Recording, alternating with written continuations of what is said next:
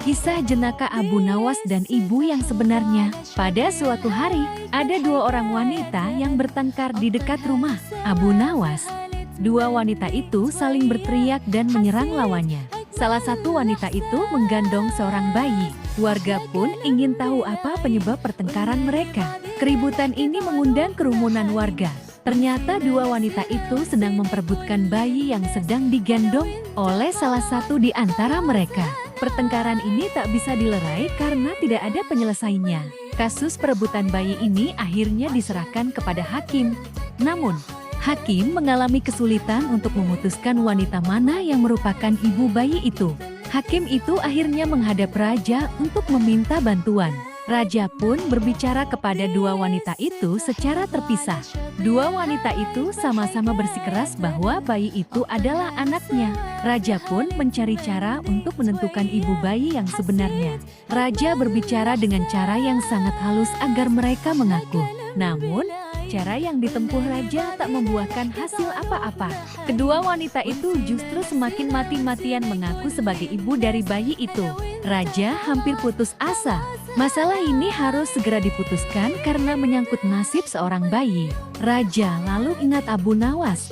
Selama ini, Baginda sering meminta bantuan Abu Nawas untuk memutuskan perkara yang sulit. Abu Nawas pun dipanggil ke istana untuk menghadap sang raja.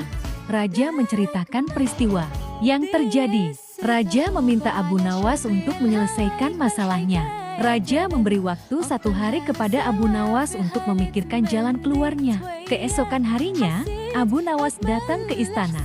Raja sudah mengundang dua wanita yang berebut bayi. Banyak warga yang datang ingin menyaksikan penyelesaian kasus ini. Semua yang hadir menunggu dengan hati berdebar-debar. Mereka ingin masalah ini segera diputuskan. Abu Nawas memerintahkan agar bayi itu diletakkan di atas meja. Lalu Abu Nawas memanggil Algojo untuk maju ke depan.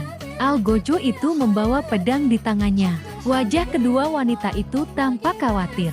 Tatapan mata mereka tertuju kepada bayi yang diletakkan di atas meja. Abu Nawas bertanya kepada kedua wanita tersebut mengenai siapa ibu bayi yang sebenarnya. Bayi ini harus bersama ibunya yang asli. Salah satu dari mereka bukan ibunya harus mengalah, namun keduanya tidak ada yang mau mengalah.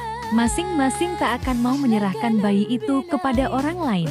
Abu Nawas memutuskan akan mengabulkan keinginan kedua wanita itu dengan cara yang adil.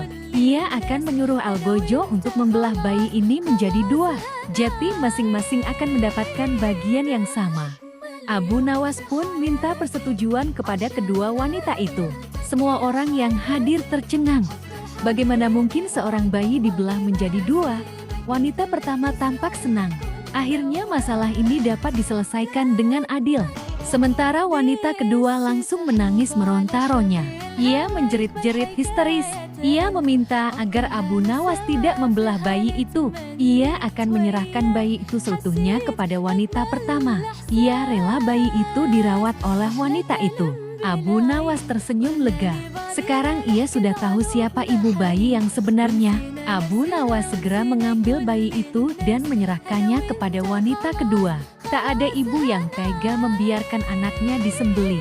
Ibu itu sangat bersyukur dan berterima kasih kepada Abu Nawas. Wanita yang setuju anaknya disembelih pastilah bukan ibu yang sebenarnya.